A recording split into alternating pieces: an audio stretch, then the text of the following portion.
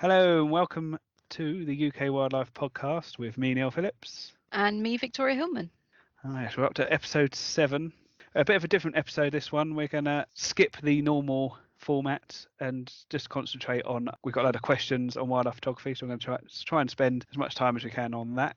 So got a few shout outs. Yep, so the first one is to Susie from Casual Birder, just to say hi. Thank you very much for, helping us promote our podcast.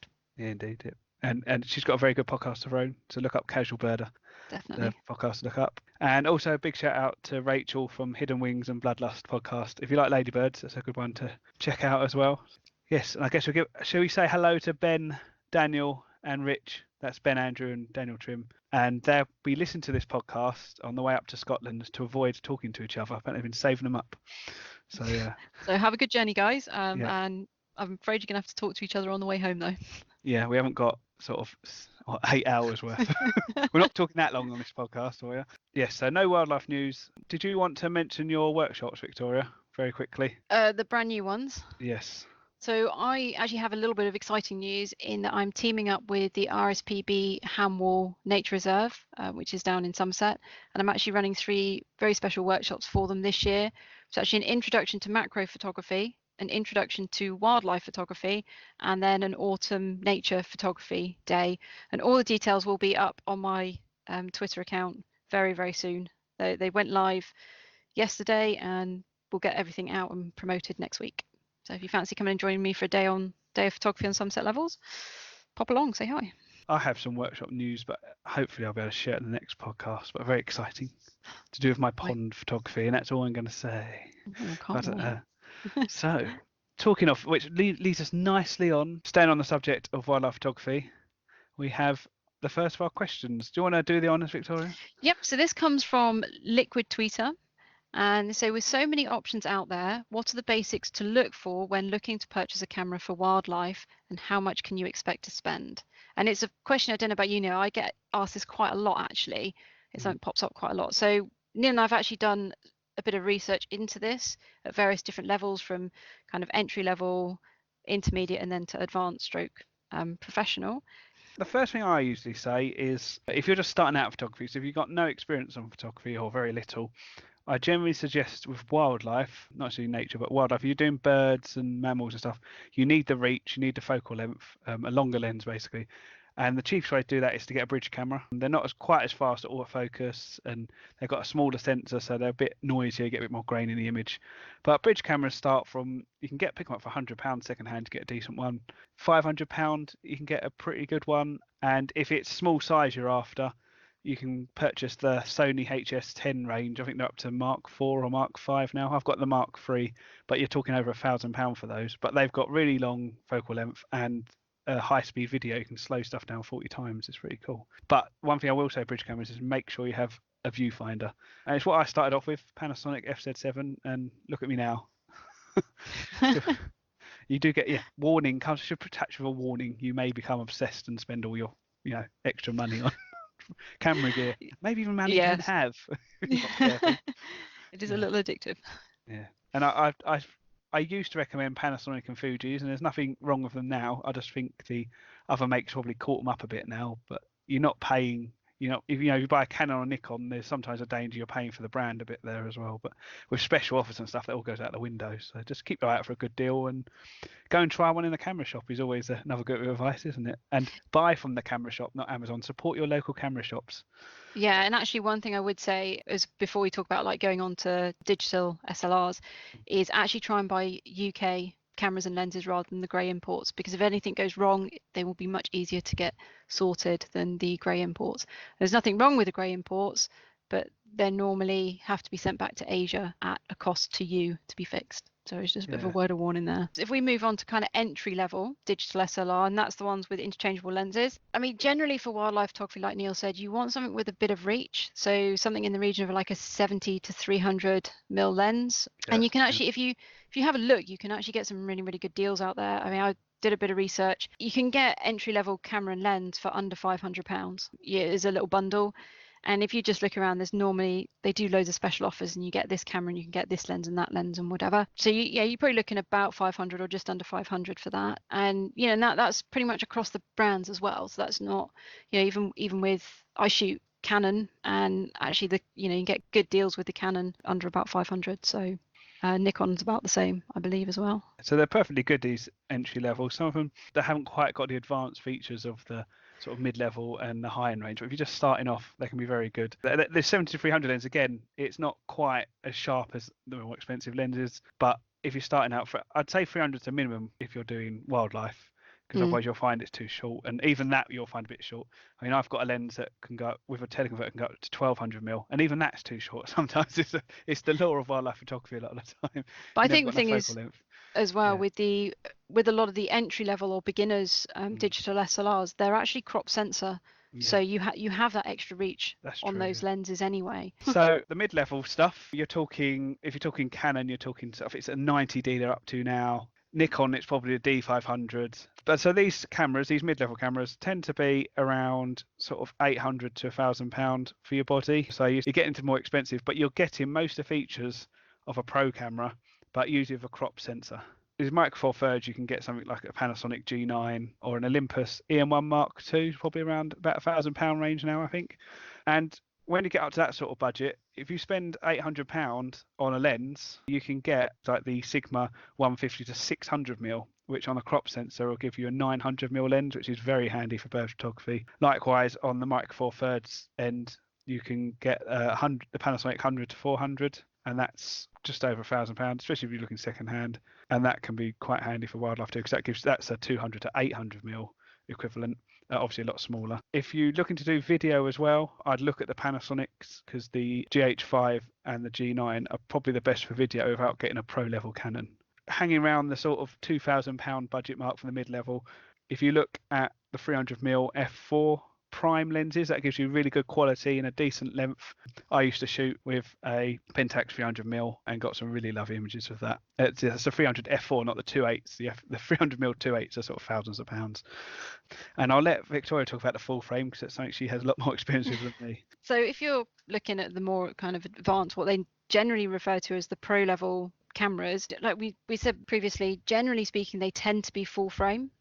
They are also weather sealed as well, so you can use them out in varying weather conditions. They're a lot more robust for being used outside, and with the rigors of what a professional photographer would generally put them through. But you're looking in the region of starting off at about £2,500 up to £5,000-6,000 just for the body at this point. So we're talking your top end professional level cameras, and with those sticking with a prime lens, and a lot of professional photographers will generally use prime lenses, and you're looking at upwards of £3,000 for a lens. If you're looking for, say, I don't know, like a 500 f4, probably looking about £5,000 for the lens. But you get what you pay for. They are, they're weather sealed. They are the top end. You can use them, in all kinds of weather conditions, and they're sharp. They're pin sharp as well. So that kind of takes you all the way through from entry level to kind of intermediate, and then onto your advanced level as well. Yeah, we won't go too much into it. I mean, there's loads of pros and cons of the different systems as well. So, if you shoot Canon, you've got, this is sort of getting very advanced stuff now. You've got the MP63, which is a 60mm macro lens, but it goes 4 times the magnification of 1.1, which we'll talk about a bit later, which is really advanced macro. If you go down, and the Canon's pretty good for video. And if you go down the Olympus route, which I have, I've got the advantage of being able to shoot in low light as long as the subject's not moving. So I've got really good anti-shake. I've got a lot more reach. And again, it's completely weatherproof. I think Olympus are the only manufacturer that's got the weatherproof seal. So a lot of manufacturers say their stuff's weatherproof, and it probably is, but it's not guaranteed. If the water gets in, you still void your warranties. It's you can't cover it in one podcast, all the intricacies of it all. But that should give you a bit of an idea of what the advantage of different manufacturers. And it's all pros and cons of all of them, so you just have to think about what you want to shoot, really.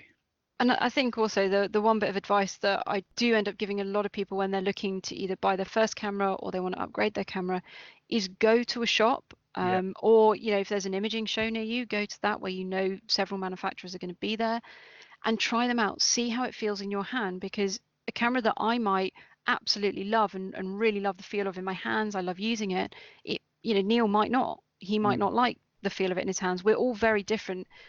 Our hands are different sizes. How a camera feels is really, really important, because if you're comfortable with how it feels, then it's going to be a lot easier for you to get used to it and then take the photos that you want. We both shoot similar subjects and yet have completely different gear. I won't say who's got better shots because we both all know who.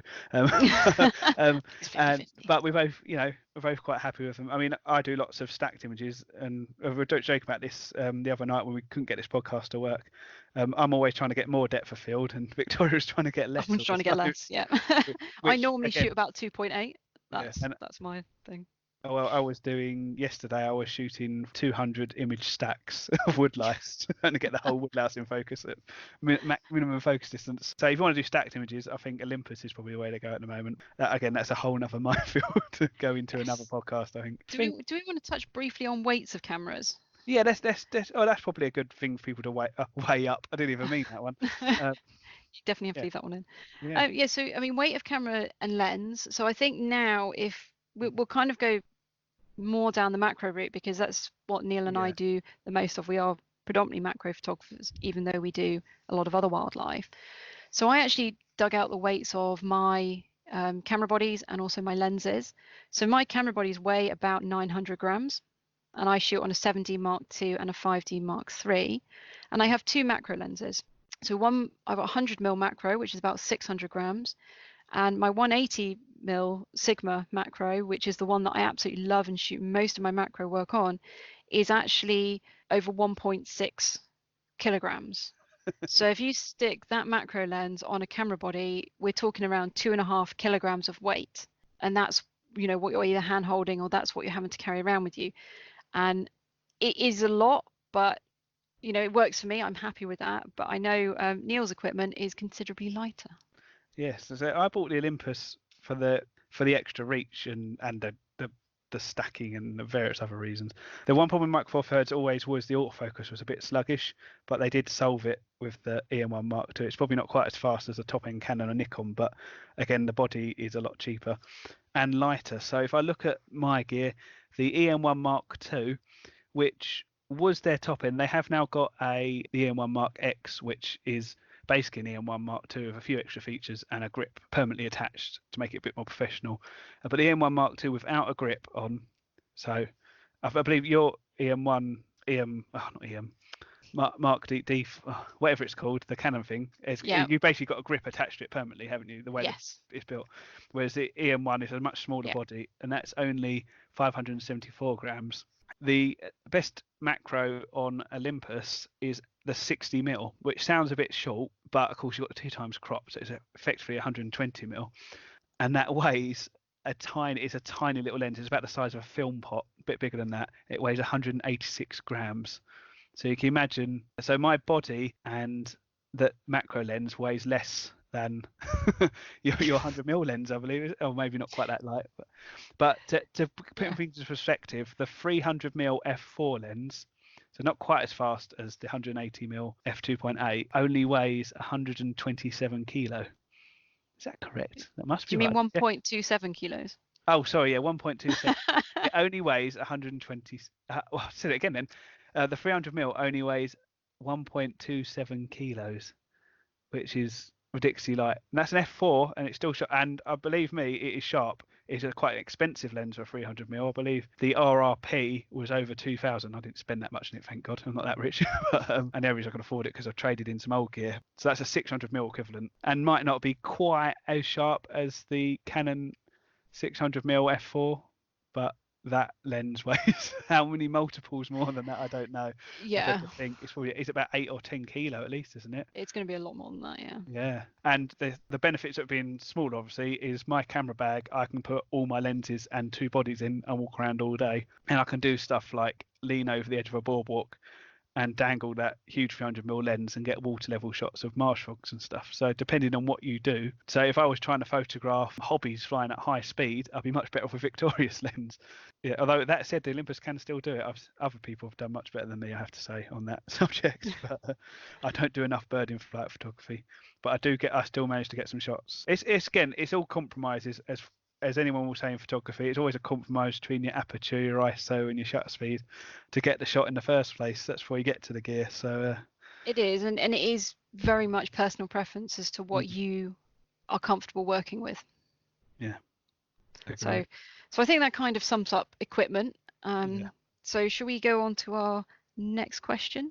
Yeah, we've got 2 questions here that are quite closely related on subject. Beth Nightingale, she says she's very interested in learning more about macro photography and how to photograph pond life. Well, I'll settle that. I'll talk about that second bit a bit later. And we've also got Rachel from Hidden Wings and Bloodlust podcast.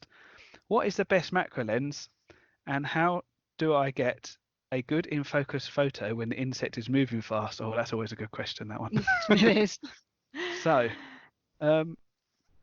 what do you reckon, Victoria? Do you want to start? Yeah, well, if we start with macro lenses, so I actually own 3 macro lenses, a 50mm, a 100mm, and a 180mm, so quite a wide range. Now, I generally use my 180mm the most. It's my favorite lens to use. Probably 95% of my macro work is actually shot with that lens. It's f2.8. It's a beautiful lens to use. It's pin sharp and it's weighty, but if you're looking for, if you're just starting out in macro, or it's something that you're going to do a fair amount of time but not totally dedicated to macro, then I think both Neil and I agree on this, that you need to be looking around the 100mm mark, so 100 or 105mm in length. And most manufacturers do a lens of that kind of length. Yeah. And the beauty is that they're easy to hold. They tend to be much smaller. Most of them now have image stabilizer in them as well, so you can handhold them. And if you're looking for a lens, those 100mm macros actually make really beautiful portrait lenses, and you can use them for a lot of other stuff as well. So it's quite a versatile lens if you want something that you can maybe use for quite a lot of different stuff. So I would say, in terms of you're just starting out on macro photography, I'd look around the 100mm mark. Yeah. The lens everyone used to rave about, I haven't seen people do it so much recently, is the Sigma 150mm. It's nice, so it's not quite as expensive as the 180, and it's available on Canon, Nikon definitely, and I believe Sony as well. It was never available on Pentax, and it's not available on Olympus, sadly. So 100mm minimum, but of course on a crop sensor that turns into 150mm, and that just gives you the working distance. So when you've got an insect, they tend to get a bit flighty. As long as you approach slowly, if you get to minimum focus distance on 100mm, or certainly 150mm, they usually won't fly off from you, hopefully. But that doesn't always do that, obviously. Whereas, I used to shoot with a 35mm macro on Pentax sometimes, and that's fantastic if you've got a cooperative subject. It's a nice little compromise between working distance and getting your environment in the shot. So you can just get a wide angle prime lens and put an extension tube on, which is a little hollow tube that goes between the lens and the camera, and that brings closest focus distance even closer, so you can get closer in on your shots. But one tip I will say of macro lenses is always make sure they're actually macro lenses, so they have a 1:1 ratio at the minimum focus distance, because there's a lot of inverted commas macro lenses. So actually, dedicated macro lenses are actually all prime lenses as well. Yeah, I'd say it will be one length. It will be a 100mm, a 105, a 150, a 180. It will be a prime lens. They're going to be your best macro lenses to use for macro photography. Yep. For sure. And it does depend on your subject. We'll talk about insects specifically in a second, but I do everything from plants to invertebrates to amphibians and reptiles. And my 180, I will actually use it on my 7D. It essentially becomes nearly a 290mm f2.8 macro lens. So if I'm working particularly with amphibians and reptiles, or slightly flighty insects, it allows me to be that little bit further away, but still get the shots that I want. So it gives me more working distance to do that. And you can do ridiculous things like I try sometimes, which is put loads of extension tubes and a teleconverter on your 300mm prime and get ridiculous working distance and get quite close. It's but that's getting a little bit more to the fun crazy things that I like to do sometimes. Talking of adding lenses, if you have a bridge camera or a macro lens like my 60mm or the 100mm macro on Pentax or something, where it's got a quite small front element, you can get these screw-on lenses. I mean, you can get them for the bigger lenses, but they're of varied quality, these close-up lenses, but the Raynox lenses are highly regarded. I use them myself. I in fact stack 2 different Raynox lenses, put extension tubes on as well, and that's how I get close-ups of things that are about 2 or 3 millimeters long. So that's going beyond the 1.1. And if you get the Canon MPE 6.5, again, that'll focus 4 times what a normal macro lens would. And I think, is it Venus have brought out a couple, like a 1.2 one as well, haven't they? There is And another one, yeah. And there's another one that does similar to MPE 6.5, but it's got mixed reviews from what I've seen. And I mean mixed, but I don't mean bad reviews. I do actually mean mixed by that. Some people are praising it and other people are saying it's rubbish. So hopefully that kind of answers a question about lenses. So if we now talk about subjects. Oh, yes. And I've got one for Rachel about getting a in focus photo when an insect is moving fast. Yeah. I have to admit, most of my stuff is done first thing in the morning when the insects are still naturally cold and potentially damp from the night before, so they're not actually moving anyway. That's actually one of the best times to go and photograph them because you have time. They're actually too cold and, you know, sometimes too wet. They have to warm up and dry out before they can take to the wing. That's actually a really good time to go and practice your macro photography. But in terms of if you want to get something when it's moving, there's a couple of things that you need to take into consideration here. And I'm going to touch on the more kind of fieldcrafty skills and let Neil discuss more from the camera point of view. So what I would say is if you want to try and get images of insects that are moving, so maybe in flight, you know, running or whatever, learn about the behavior of your subject. So sit there, watch it, see what it does, see how it moves, see, you know, does it climb up to the end of a stick and then wave its legs around before opening its wing cases and flying off. So actually observe it, see how it moves, see what its behaviors are, learn about the subject, and then you can actually start to predict when something's going to take flight. And you can actually do this with butterflies, with beetles, quite a lot of stuff really. They'll have like a little pattern, you know, with a butterfly. If it's feeding on a flower, the moment it takes it stops feeding, it's going to then more or less take to the wing straight afterwards. So by learning the behaviors and brushing up on your fieldcraft skills so that you know, keep at eye level or below. Don't go in over the top of your subjects because to them you're just a predator and you might eat them. They don't know that you just want to take a picture.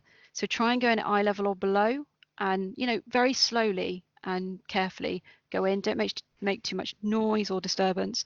And that's kind of from the fieldcraft skill point of view. And I'm going to let Neil take you through the more technical photographic point of view. First tip is don't.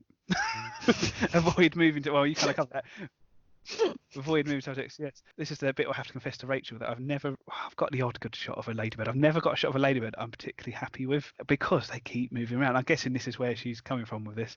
I was assuming she's obsessed with ladybirds, which is a good thing to be obsessed with, I have to be honest. Well, one trick I've used with millipedes and woodlice, and well, mostly millipedes because they don't move quite so fast, and I don't know, slugs as well and stuff like that, is you pre-focus in front of them. When I was trying to photograph flatworms in an aquarium, I'd pre-focus on the edge of the leaf where I knew they're going to come up over the top or in front, or sort of a few millimeters in front of them, and just be ready to fire the camera. Good old spray and pray as well. If you're not using flash, you don't have to worry about recharge then. I think the technical way of photographing them is take lots of pictures and hope one's in focus because they're going to go through that focal plane so quickly. It is spray and pray time, I think. It is, and also don't give up. Yeah, just keep working at it, and you will get there eventually. I mean, with all photography, yes, you can get the lucky shots, and I'm pretty sure we've all got those lucky shots in our portfolio where we've gone, wow, we've actually managed to nail it. But just keep at it, because for most of us, we work and work and work. We shoot, almost every single day. We're out in all weather conditions and shooting the same subjects week after week, month after month, year after year. And you do definitely notice the difference when you start doing that. pond creatures. So So pond creature over photography. to you for that one, because I'm guessing she doesn't mean frogs. Photographing pond creatures. Well, this is always fun. Took me a few years to work out what the heck I was doing. There's a few very basic tips. There's a reason I have a whole day long workshop on this. I just gave away what the news was earlier now, because it does take a while to talk about everything. But I'll go through a few basic tips. This is Neil's quick tips on pond photography. Number one, get a small aquarium. So you want a small one, not a full-sized tank. You can use the little plastic ones, but we'll recommend a glass sort of flat fronted one at least. You can make your own. Use clean water, so not water from the tap though, because it'll have chlorine and horrible things in it. You can use tap water, but treat it with aquarium safe stuff that you use when using your fish tank. And I would still leave it for a day or two. So I have bottles filled up. I had to use rainwater for my water butt because I know that's nice and clean, and it's what's in my pond, and in theory in all the ponds near me it would just be rainwater. When you're shooting the animals, you might think, I'll put them in the tank, lovely, easy. I guarantee they'll go straight in the corner of your tank and make life hard. So arrange your leaves and stuff and pondweed in there. Make sure that's clean as well, give that clean in your aquarium, but arrange it so it doesn't try and prevent them getting in the corner. I guarantee they will. But and be ready to shoot as soon as you put it in the tank. So don't put them in the tank and then get your gear ready, because they might sit on that weed for that split second when you put them in and then not do it again. Lighting. I read a how to photograph pond creatures in a magazine once, and they said don't use flash, which I disagree with because it's a much best way to light it. They didn't want to use flash because of all the dirt in the water, but if you keep the water clean, it's not a problem. I have started experimenting with LED lights thanks to a certain co-host a bit more, and yeah, with bigger subjects that is actually can work quite well, and of course you can do video then as well. But I think the best bit of advice I can give, other than obviously look after your creatures and stuff like that, I imagine that goes without saying, but you know, when you've got them in an aquarium, you are responsible for them. I'm being lectury now. I'm trying not to be lectury, but I'm going to do it anyway. They're your responsibility, and you've got to look after them. Be careful not to put things in with diving beetle larvae because they will eat everything. But the best bit of advice I can give is literally experiment and find your own way, because I've done this, I don't want to say more than anyone, but probably in recent years, probably more than anyone. And I'll do something one way one day, and I'll think I'll do exactly the same the other day, and I'll get different results. Sometimes it won't work at all. Don't give up. I've had days where I've spent 2 hours photographing stuff and gone home with nothing, or walked out my shed with nothing. But and then other days I'll have a half-hour lunch break and I'll get better shots than I've got for months. It's weird. Sometimes the animals cooperate, sometimes they don't. Sometimes you can't quite get the reflections right, and sometimes I understand the physics of it, and I still can't get my head around it sometimes when I can't stop reflections. I do find the best way to stop reflections is actually to focus in closer. The closer you get, the less of an issue it becomes. I do find you can even put the flashes in front of the glass. So generally, you put the flashes to the side or above, so you're not getting reflection off the front glass. And I'll probably leave it there. There are so many other things I could say, but that would be a podcast in itself. Or maybe we give can away all my trade secrets. Or maybe we can do another one, you know, a bit later on in the year, and that's on kind of more advanced ideas and that. Yeah, I might do that. Wildlife and well, I've kind of given the game away. It's a bit crass to say it, but you know, if you come on my workshop, which is what I'm going to be secret news is, I'm just giving it away now. That'll be announced. So it'll be in the autumn and based in Surrey if all goes well. But yes, that's what I had a meeting about yesterday. So yeah, I think that kind of covers it basically. Just drop me a message directly if you've got any specific questions. Yeah, and likewise, you can always message us on either like the UK Wildlife Podcast Facebook or Twitter pages, or on our own as well. You know, if you've got a specific question about a specific type of animal you want to photograph, just drop us a question, and you know, we will try our very best to help you out with it as well. We may not know. we're not. But if we don't know, we probably know people that do know. That's the thing, then we can ask them and then pass it on to you. Right. And now our last question. See, I was skeptical whether this would last the full hour, but we're up to 40 minutes already, so that's pretty okay. Yeah. I think this one really is kind of a little bit more for you, although I can help more on the accessories. Yeah. Recording again, starting right. Okay, right. Right. And our next question comes from David Fielding, probably better known as Urban Ponds 101 on Twitter, the chap that puts all the lovely frog and nuke videos up. So his question is, what camera lens and stand would you recommend for pond videos? Around £500-ish, struggling with a noisy motor and a creaky tripod, and inability to focus and cut through the glare. So what bridge camera and anti-glare lens would we recommend that could be used for ponds and birds? Size and weight is also a consideration, as is downloading data. Ooh, that's quite a doozy, that question. So start with the glare, I guess. Probably getting a polarizer would be a good move there, I think, if he hasn't got one already. Yeah. You're more experienced with filters and stuff than me, I think. Yeah, I would say try a polarizer filter. That can actually help. And actually, some of the more expensive, the higher end UV filters can actually help to cut down on a little bit of glare as well. It just depends what camera you want it to go with, because some of them, if they don't have the thread to put a lens filter on the front end of the lens, it's not really going to help. Yes. So, right, bridge cameras. I guess that's more my field. That is new. Yeah, noisy motors. Well, I can't pretend to be an expert on video, though I am getting. I'm not expert level, but I'm above beginner, I guess. Generally, people don't zoom in videos. They say, it's not a hard and fast rule. It's like rule of thirds and that kind of stuff. People don't zoom. So one suggestion I'd make is maybe do sort of zoom in, film, then stop the video, zoom in a bit, film again, then zoom in, and sort of do it in stages. So you could do it in zooming in the editing, because the problem is always going to be is that the motors are always going to come up in the film. I think it's just the nature of motorized zooming. It's going to make some sort of noise. I get around it because I'm obviously using interchangeable lenses. I'm using a Panasonic GH5 and I'm putting an Olympus lens on. And if I zoom, or change the focus, I do it manually with my hand. So, or I have occasionally used the autofocus. It's generally a bit too fast though, and I haven't found a way of controlling the speed on it, but that's a whole other matter. And it's a hypersonic motor, so you can't hear the noise of that motor. I don't know. I have to be honest. I don't know of any bridge cameras that have those hypersonic motors. All the ones I've come across are all noisy when they zoom, including my Sony, I believe. I have to double check that. But my Sony, which is a top end bridge camera, is still noisy. So there may be some out there. I know I'm pretty sure some of the mid-level video cameras do have hypersonic motors on their zooms. So that might be something to look at. Whether that's in £500 budget, I don't know. There might be some second-hand, last generation, higher end one, if that makes sense. So there'll still be HD, but there won't be 4K. And that could be something to look at. I have to say that video camera knowledge is a little bit out of my knowledge base, I have to say. But when it comes to editing, if you want to go down the editing route, I've been playing with a program called DaVinci Resolve, which is completely free. There is a paid for version, but the completely free version is so stacked with features. It's hard to believe it's free.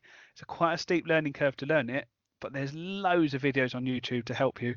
And after I've been going for about 6 months to a year on it, I'm starting to get there with it. It's a really nice program, and there's so many features I haven't touched on it yet. Yeah, so I don't want to say for £500, that's quite a terrific one. You could possibly look at one of the old Panasonic GH3, GH4s. Whether I don't know if it's going to suit what you want to do, and find a old, micro four thirds lens to go on it, and you might be able to get that for 500. Probably be a bit more than that, I'd imagine. Yeah. So, did you want to cover tripods? Yeah. So I think, generally speaking, overall, I think having a tripod for your wildlife photography is a good idea, depending, and that's whether you're doing macro or, birds or mammals or, videoing. I think if you're videoing, having a good tripod is really important because you don't want the shake. Now, I've done a little bit of research into different tripods, and you can actually get an all-in-one tripod. So you've got the legs, including the head, for around about £100, and that will be a good, relatively sturdy tripod. And that would take the weight of a bridge camera. Now, the thing is, when you're looking at tripods, you can either go down the route of getting one which is the legs and the head all together, so you just buy it as one, but you need to look at what load weight it can take, and that's basically the amount of weight that tripod can actually hold. So if you are just sticking a little bridge camera on, or a smaller entry level, beginners level digital SLR with a small lens on it, then you can get a good tripod between 100 and 200 pounds. If you have a much heavier system or you're using these big prime lenses, I would personally say look at getting tripod legs and a head separately, and look at the ones that can take the weight of your equipment. And that's when knowing the weight of your equipment comes in really handy. So I know my camera and lens weighs about 2.5 kilos. So I need legs and a head that can take that, so that it can still be standing there. I don't have to hold on to it. I don't have to worry that if I let go, something's going to snap or move. But I mean, there's lots of options out there. You've got the traveler tripods. They're generally quite a bit smaller and much more lightweight because they're designed for people to travel with them. And then you've got go right up to your carbon fiber tripods. They're going to be much more expensive, but they can hold the weight. They're very robust and they're strong. And then you get the head to go on top, and you can actually buy photography heads and video heads as well. But again, much like we were saying with the camera equipment, I would actually say go to a shop, go to a show, go and have a look at these tripods, because you have to be comfortable working the tripod as well. It's just as important as working your camera. If you're going to be working off a tripod, you need to be comfortable with how to change various levers, or the positioning in that. You don't want it to become a chore. You don't want to you might not want too many options to change, or you might want more. So it really is, again, go and have a look. Do your research, pop into a photography shop if you can, and have a look at the different options that they give you. Yeah, I'd always recommend with any of these sort of tripods and stuff, if your camera weighs 3 kilo, look at something that can take 5, because you don't want to be pushing it to the maximum, because you'll obviously be stressing the tripod and it won't perform quite as well. But obviously don't go too nuts. Don't buy a rock solid 100 kilo video one, and you only got a 5 kilo camera. But yeah, I can't really add much more to that. I hope that's useful. Sorry, David, it's probably not as useful as you hoped, but should give you some more insights. And again, if you've got any further questions, you know how to get hold of us. So I'll try and help as much as I can. Just drop a message. Yeah. And I think we had one last question, which I've actually just found as well, from, I believe his name's Dan on Twitter. His Twitter handle's Jestigan. Hope I pronounced that right. And he just said that he got a digital SLR and a 15 to 55 mm zoom for Christmas. What would be the first pieces of equipment you would maybe add to that for nature photography? Now, first things first, I'd say it really does depend on what you're looking at photographing. Is it general nature and wildlife, or are you looking at maybe just doing plants or macro, or birds and mammals? So because it changes, and depending on what you want to do, I don't think there's really a kind of hard and fast list that we can give you that would help. But I'd say if it's birds and mammals you're looking at doing, then you're going to need a longer zoom lens. Yeah, at least 300, as we said already, isn't it? Yeah. Other questions. Yeah, and I would recommend, if your budget stretches to it, get something like a 150 to 500 or 150 to 600 lens, because you'll get the 300 and you might find it frustrating if your budget can stretch to it. There's second-hand 150s to 500s kicking around, and I used one for I don't know how many years, 3 or 4 years before I got my 300mm prime. And yeah, as long as you don't go right up to the far end of 500, you shoot at sort of 420, 450. It's perfectly sharp, certainly at f8. And yeah, people have got shots in national competitions with it, so it's obviously a perfectly good lens. It's slightly more limiting than the expensive gear, but again, most of the time it's in good light, you're not going to notice a difference. Well, I use the Sigma 150 600mm contemporary lens, which I think it's around about £800 depending on what sites you look at. And yeah, I have no problems with that at all. I've got lots of friends that use it. It's great. It's a beautiful lens. I'd probably have it if it was on the Olympus Fit and I didn't already have a lens that was about the same thing. In fact, if those are interested, the story goes, I went into a shop to buy a Nikon D500 and a 150 to 600 lens to go with it when I bought my Olympus. And again, this is one of the good advantages of going to a shop, is that he asked me, they knew me a little bit, so they knew roughly what I shot, and asked me a bit more and suggested Olympus. And I'll tell you what, best decision ever made in photography, easily. It definitely has its advantages. I mean, it's something that Neil and I have spoken about a lot, because we both shoot macro. We we often shoot very similar subjects, but with very different outcomes, and our styles are so completely different. And do you remember the day that we had at Thursley when we basically swapped memory cards and we just swapped cameras to try it out? And as much as, you know, the lighter, smaller equipment really appeals to me, I also know that the style of macro photography that I do, I actually couldn't do with the lenses where the front element is so small. Yeah.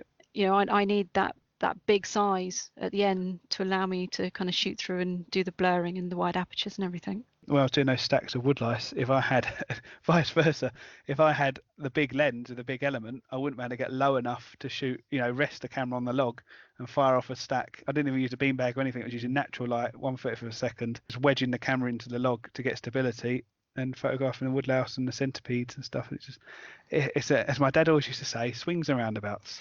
It is definitely swings and roundabouts for sure. Yeah. But basically, you know, you gain one thing, you lose another. It's just, but yes, getting back to the question, because I feel I've dragged us off a little bit. If you're doing birds, 300mm. If you want to do some macro, look at a 100mm macro lens. Look at the Sigmas, Sigma 105, Tamron 90mm are both. I think they're both sub 300. They certainly used to be.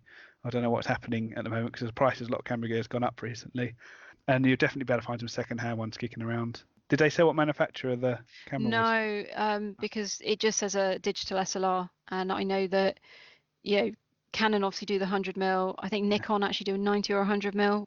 Yeah, or I think they do similar as well. 100mm. So. Yeah, so again, they're arguably superior lenses, certainly in build quality maybe, but there's nothing wrong with the Sigmas and Tamrons. And I think that's quite a good place to start actually if you've got limited budget. It's just to get 100mm macro and get a feel. If you like doing flowers and insects, and although that kit lens would be all right for some flower shots, I'd imagine. But yeah, and actually, sorry, go on. No, I was just gonna say you might find it when you're starting off, it's pretty good, but you might find it limiting. Yeah, the only other thing I would say is if you fancy having a go at macro, but you're not maybe entirely sure, you've always got the option. If you have your camera, you can actually hire lenses. And you can hire them from anywhere from a couple of days to, you know, I think a week or a couple of weeks. And you've got a whole variety. And they'll have most of the main manufacturers. You'll be able to hire macro lenses, prime lenses, telephoto prime lenses, zoom lenses.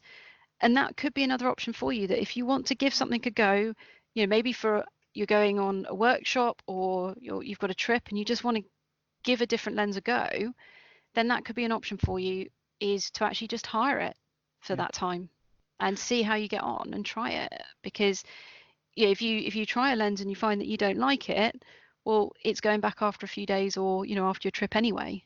Yeah. And then you can maybe try something else. So that's another option. You can actually do that as well. Or if you do go on a workshop, you know, speak to whoever's running the workshop as well, because I know in the past I've actually, you know, lent the odd lens to someone if they wanted to try, you know, a dedicated macro lens. I've just lent them mine so they could actually try it and see how they get on. So that's the other option. If you're going on a course or a workshop, you know, maybe speak to the person that's running it and see if there's any way, you know, would they have something that they, you know, you could borrow. Yeah. So there's lots of options there. Yeah, I'd say the cheapest, quickest thing you can do is spend 200 or 300 quid on a 70 to 300mm, because that gives you a bit of flexibility. Because, you know, 300mm, especially if it's got a reasonable close focus mode, you can photograph frogs and stuff with it. Something always to remember, although you don't need a 300mm lens to photograph a flower, it can give you quite interesting results as well, because it gives you basically your background is a much narrower field of view.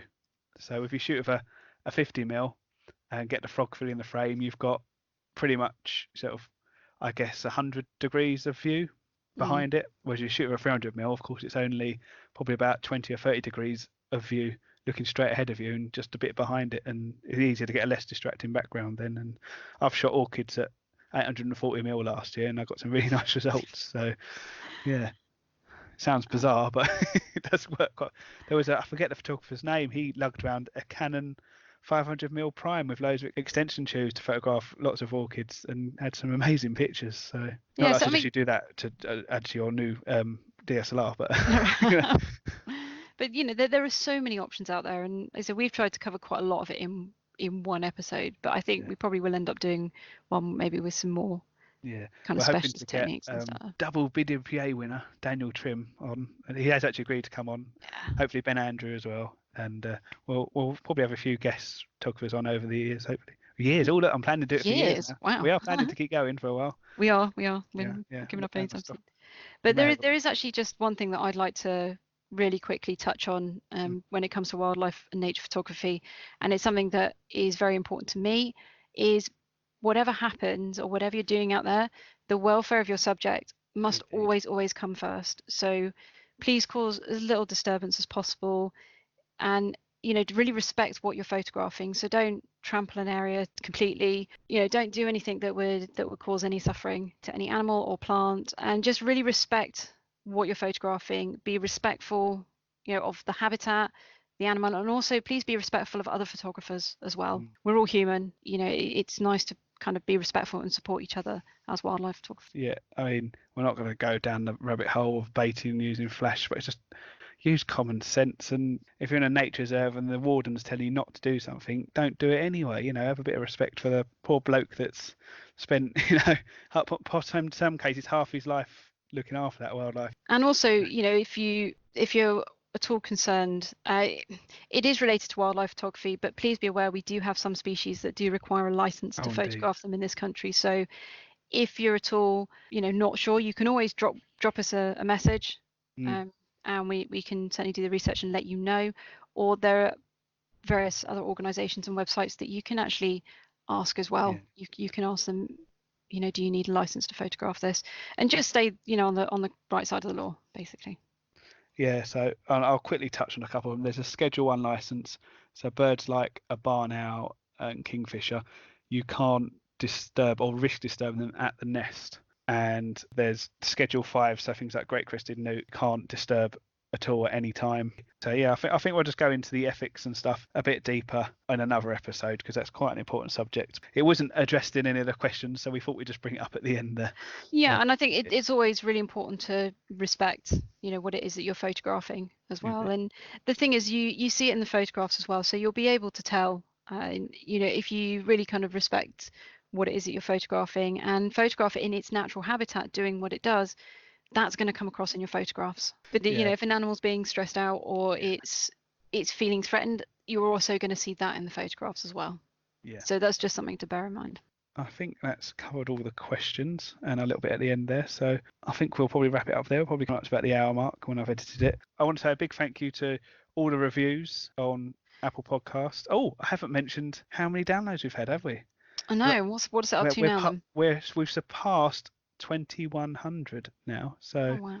And we're just, from both of us, a really massive thank you to everyone who's supported us, sent in questions, comments, and downloaded it and shared it and helped us to get the word out there about the podcast as well. We really, really appreciate it. So thank you very much, everyone. What put it over 2,000 was everyone sharing it after that recent post we put up on Facebook and Twitter. So thanks so much for that, guys. Yeah, we're up to 2,124 downloads. I don't think that's bad after 6 episodes. No, I think that's really good. Yeah. And we're up to 148 followers, I think, now on Twitter. And 272 followers on Facebook. So again, thank you so much, everyone. And don't forget, please do keep sending in your questions and your sightings as well. So the next episode, we will actually be kind of chatting sightings and that as well. So yeah, send us anything interesting you've seen. Let us know if you've seen anything exciting, and hopefully everyone makes it through the storm. Okay. Yeah, we're currently recording in the middle of Storm Dennis, so if you hear any whooshing noises, that'd be what it is. That will be the gales blowing around the house. I guess I could mention as well, we're on Spotify now as well, and we've already got something like 55 people following us on Spotify.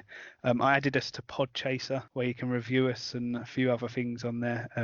That's thanks to Susie Buttress from Casual Birder again, who's already put a lovely review on there. We like Susie. I think we might have to get Susie on the show at some point.